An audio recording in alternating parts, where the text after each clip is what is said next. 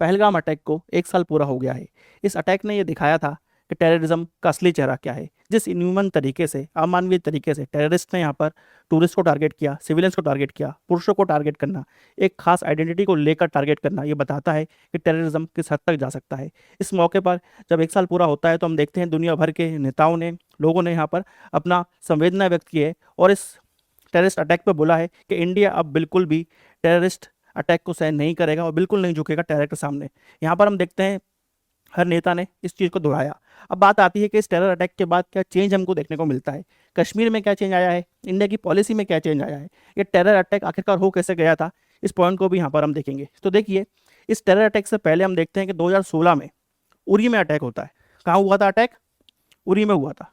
उस अटैक में एक चीज़ थी कि वहाँ पर सोल्जर्स को टारगेट बनाया गया था और लगभग 19 जवानों ने यहाँ पर अपनी जान गंवाई थी, जिसके बाद इंडिया ने रिस्पांस देता है और इंडिया ने क्या करा, यहाँ पर सर्जिकल स्ट्राइक्स के थ्रू रिस्पांस दिया था।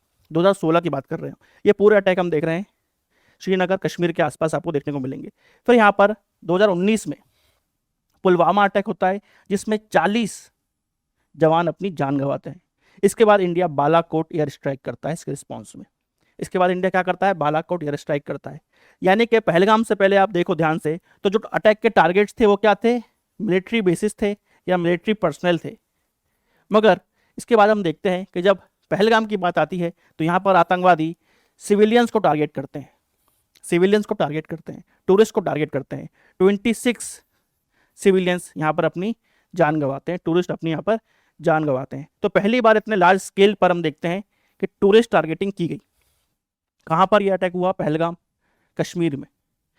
तो ये जो अटैक है बेसिकली एक तरीके से एक सिग्नल था कि जो टेररिस्ट है वो जो कश्मीर में एक नॉर्मल सी आ रही थी, नॉर्मल वातावरण आ रहा था, पीस आ रहा था, उसको कहीं ना कहीं डिस्टर्ब करना चाहते थे। और जो बढ़ते हुए टूरिस्ट, एक आप अगर डेटा देखेंगे तो इस अटैक से पहले टूरिस्ट की संख्या लगातार ईयर ऑन ईयर बढ़ती जा रही थी कश्मीर में, यानी कि टूरिस्ट प्रेफर कर रहे थे कश्मीर जाना।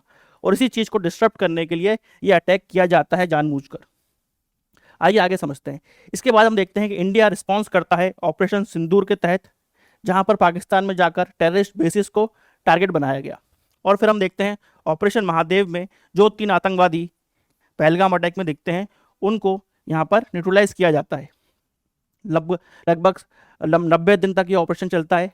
जो पहलगाम का अगर आपको टेरेन पता हो तो अंदर पूरा जंगल है, जंगलों में जाके टेररिस्ट छुप गए थे। पूरे जंगल को छाना बीना जाता है और कुछ लंबे समय के बाद सफलता मिलती है। उसके बाद तीनों टेररिस्ट को यहाँ पर न्यूट्रलाइज किया जाता है ऑपरेशन महादेव के तहत।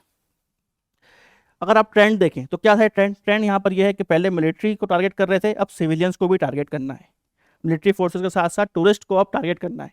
ह्यूमन कॉस्ट जो है लगातार टेरर अटैक में बढ़ती जा रही है। ह्यूमन कॉस्ट, टेररिस्ट यहाँ पर चाहते क्या है बेसिकली आप समझें तो बात यह है, एक तो ह्यूमन कॉस्ट तो है ही, हमारे जो जवान हैं, हमारे जो लोग हैं, देशवासी, उनकी जान जाती है, वो तो एक अपना दुख सबसे कोर में होता है। सबसे कोर दुख तो वही है जिन लोगों की जान जाती है। इससे पूरी फैमिलीज अफेक्ट होती हैं। कई बार अब देखते हैं जो लोग यहाँ पर अधिकतर टारगेट किए गए वही अर्निंग मेंबर थे फैमिली के, तो उसको अफेक्ट किया जाता है। पूरी फैमिली ट्रॉमा में चली जाती है, शॉक में चली जाती है।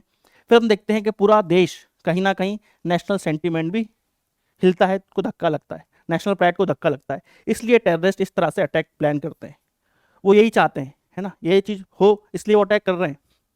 अब आती है बात कि हम किस तरह से देखते हैं अटैक के बाद आखिरकार क्या क्या होता है। ये तो हमको स्टार्टिंग में देखने को मिलता है, ये चीज़ होती है, मगर 1 साल बाद हम डिस्कस इसको इसलिए कर रहे हैं ताकि हम थोड़ा डेप्थ में समझ सकें कि एक टेरर अटैक के बाद क्या चेंजेस हमको ग्राउंड में देखने को मिलते हैं। हर तरह से इसको हम देखने की कोशिश करेंगे। तो आप देखें, सबसे पहले इकोनॉमिक कॉस्ट, ह्यूमन कॉस्ट हमने देख ली, ह्यूमन कॉस्ट, सेंटिमेंटल और इकोनॉमिक कॉस्ट अब हम देखेंगे ना, इमोशनल वैल्यू भी हमने समझ ली।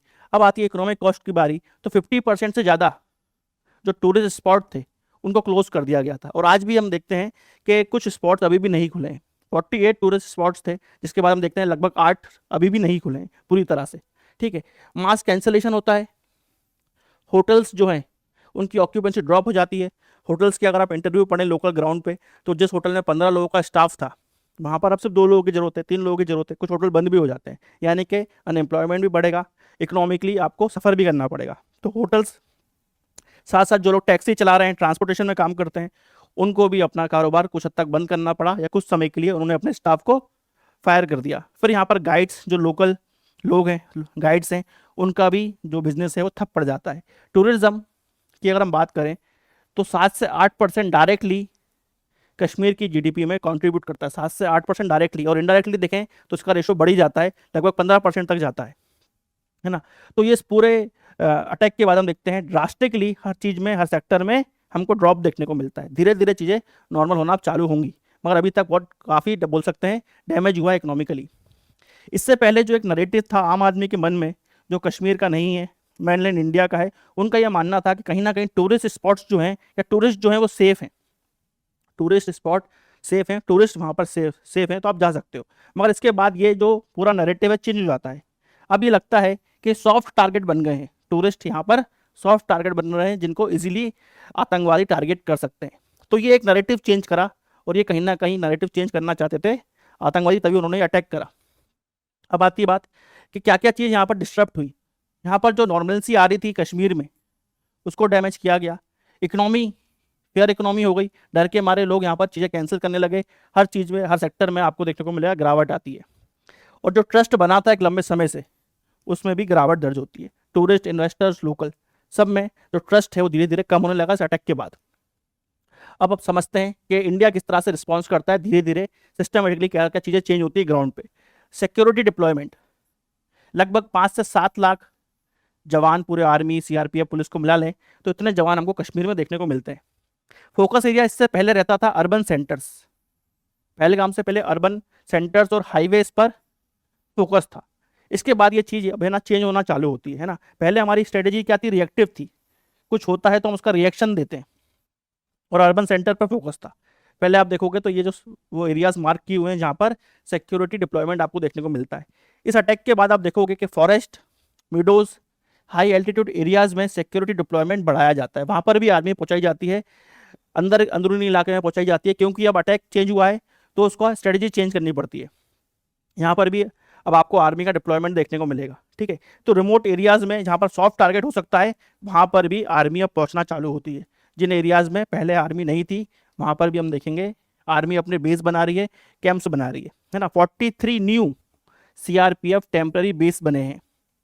इंफ्रा की अगर हम बात करें, पर्सनल की बात करें तो 700 से 1000 पर्सनल हमको देखने को मिलते हैं, इन स्पॉट्स पे तैनात किए गए हैं। अमरनाथ यात्रा की बात करें तो वहाँ पर पहली बार आप देखोगे कि 42,000 जवान तैनात किए गए, हाईएस्ट नंबर है सुरक्षा देने के लिए। तो टूरिस्ट स्पॉट को भी यहाँ पर गवर्नमेंट काफ़ी सीरियसली ले रही है। जो छोटे छोटे स्पॉट्स थे वहाँ पर भी आपको अब आर्मी की पेट्रोलिंग देखने को मिलेगी, वहाँ पर अब स्टेशनरी कैंप्स देखने को मिलेंगे, बेस देखने को मिलेंगे। फिर आती है बात जो यहाँ पर टेरेन शिफ्ट हुआ है। पहले आपको देखने को मिलता है कि अर्बन एनकाउंटर्स हो रहे थे, अब धीरे धीरे जंगल की तरफ जा रहे हैं, हाई एल्टीट्यूड में वॉरफेयर जा रहा है। इस बात को ध्यान में रखते हुए ट्रेनिंग भी यहाँ पर चेंज की गई। जम्मू एंड कश्मीर जो पुलिस है उसका एक स्पेशल ग्रुप होता है SOG, उसमें यंग लोगों को रिक्रूट किया गया और उनको ट्रेनिंग दी गई ग्रे हाउंड्स के। ग्रे हाउंड्स आंध्र प्रदेश की एक फोर्स है जो स्पेशलाइज करती है नक्सल एरियाज में, गुरिल्ला वॉरफेयर में, तो उसके थ्रू उनको ट्रेनिंग मिलती है। पैरा स्पेशल फोर्सेस जो हैं वो भी यहाँ पर तैनात की जाती हैं, क्योंकि रिमोट इलाके हैं, यहाँ पर गुरिल्ला वॉरफेयर चलता है। तो इसको भी अपडेट किया गया, पूरे सिस्टम को अपडेट किया गया, क्योंकि अब आपको इस एरिया में काम करना है। फिर हम देखते हैं टेक्नोलॉजी का यहाँ पर इस्तेमाल किया जाता है। Kamikaze drones, loitering ammunitions, air defence systems deploy किए जाते हैं, साथ साथ प्रिसीजन वेपन्स इनका इस्तेमाल किया जाता है, और tourist zone surveillance and local intelligence का इंटीग्रेशन यहाँ पर आपको देखने को मिलेगा। ये पूरा अटैक के बाद हम देख रहे हैं किस तरह से हमारी स्ट्रेटजी में शिफ्ट आया है और क्या क्या नई चीज़ें हमको अब देखने को मिल रही हैं, ताकि फिर से पहलगाम जैसी घटना हमको जम्मू एंड कश्मीर में देखने को ना मिले। फिर हम देखते हैं, अब डिफरेंस पूरा समझ सकते हैं किस तरह से ये चीज़ें हो रही हैं। सबसे बड़ा चेंज आपको देखने को मिलेगा स्ट्रेटजी में। पहले रिएक्टिव थी, अब कैसी है, अब प्रोएक्टिव हो गए हैं हम, और इंटेलिजेंस लेड हमारी स्ट्रेटजी है। अटैक से पहले ही हमको अजम्पशन लेके चलना है कि कहाँ पर पॉसिबिलिटी है, हो सकता है, आपको प्रोएक्टिवली अब काम करना है, ठीक है। यहाँ पर जो थ्रेट था, पहले मिलिट्री टारगेटिंग थी, क्योंकि अब सिविलियंस है तो यहाँ पर साइकोलॉजिकल वॉरफेयर भी हो रहा है कहीं ना कहीं, तो उसको भी ध्यान में रखा गया है। यहाँ पर human cost, human loss, economic disruption और ट्रस्ट डेफिसिट, इसका यहाँ पर डैमेज हो सकता है, इसलिए गवर्नमेंट इन चीज़ों को लेकर प्लानिंग कर रही है। तो हमारी जो स्ट्रेटजी में या फिर डॉक्ट्रिन में शिफ्ट कैसा आया, पहले हम कॉन्फ्लिक्ट मैनेज पर ज़्यादा फोकस कर रहे थे, विवादों को या अटैक्स को मैनेज किया जाए। अब यहाँ पर पूरा शिफ्ट आ गया है, अब यहाँ पर सिक्योरिंग नॉर्मलसी हमारा पहला टारगेट हो गया है, नॉर्मल कंडीशन हर स्थिति में हमको चाहिए। तो अप्रोच हमारी कैसी होगी, सिक्योरिटी लेड नॉर्मलाइजेशन की तरफ हम गए, सिक्योरिटी फर्स्ट देन नॉर्मलाइजेशन, ये अप्रोच के तहत अब पूरी प्लानिंग हो रही है।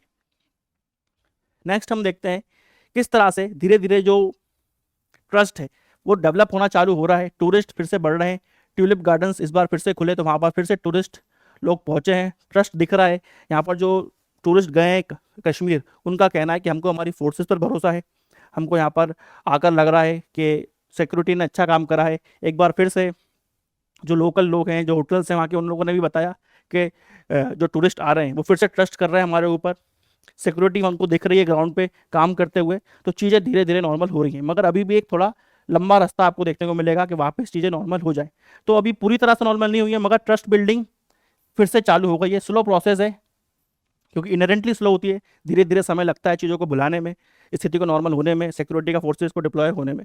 तो देखने का समय बताएगा किस तरह से हम इस चीज़ों को सिक्योर कर पाते हैं, और जो स्ट्रेटेजी है कितनी कारगर रहती है, फिर से वहाँ पर चीज़ों को नॉर्मल होने में कितना समय लगता है, ये समय बताएगा। ठीक है, there is no instant recovery, सबसे इंपॉर्टेंट पॉइंट यही है, कोई इंस्टेंट रिकवरी वहाँ पर पॉसिबल अभी होते हुए नहीं दिखती है। धीरे धीरे स्टेप बाय स्टेप गवर्नमेंट भी स्टेप बाय स्टेप चल रही है, ताकि एकदम से हर चीज़ चालू ना हो जाए। पहले क्या होगा, पहले सिक्योरिटी इंश्योर की जाएगी, उसके बाद वहाँ पर टूरिज्म पर फोकस लाया जाएगा। यहाँ पर यही गवर्नमेंट की स्ट्रेटेजी भी है।